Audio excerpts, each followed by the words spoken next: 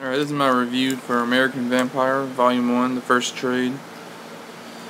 Um, this is a really mixed book for me. It was okay. It wasn't the best. And I felt like it took too long to catch my interest. I didn't really find myself liking this book until like the last half, which is a little too long especially for a trade, because that's like issue 2 or like issue 3 or 4 by the time I really started getting into this. This book was recommended to me by a friend, and and I'm not really the biggest vampire guy. I'm not really that big in the vampire genre, really. Superheroes are my cup of tea. When I read comic books, I like the traditional superhero comics, but this was a change of pace for me, and it was pretty decent.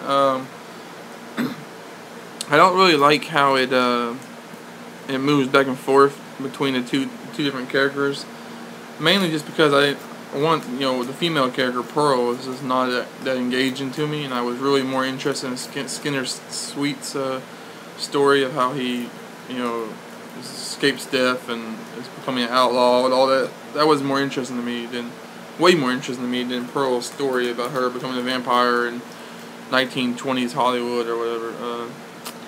But yeah, I thought the overall the story was good, and it connects well. The two characters connect well in each other's timelines, and I like the non-linear storytelling. I always like non-linear storytelling. I think it works pretty good, especially when you do it right. The art's not my favorite, but it's not bad. It's definitely doable. I mean, the art's not a big deal to me, but I mean, this art was perfectly fine. I like especially like how they do some of the dark and gritty stuff. Like here, you really get a sense that Skinner is this pretty devious guy.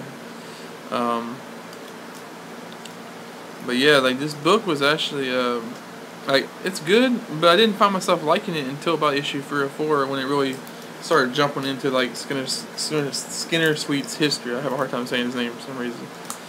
But yeah, overall the book is perfectly good. I've already read this first volume. I never got into the other volumes. I don't really have any intention on getting the other volumes anytime soon, because like I said, they weren't engaging enough to me. It didn't do its job of making me want to buy anymore or get any more.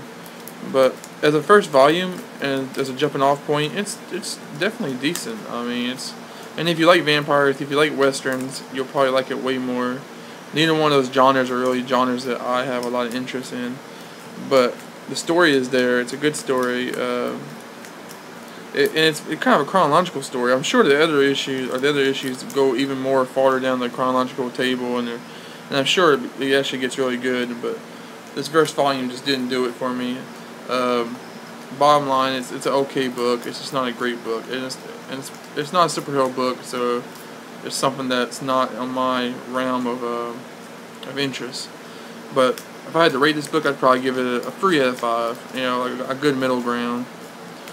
Thank you guys for watching, and stay tuned for more videos on comic book reviews.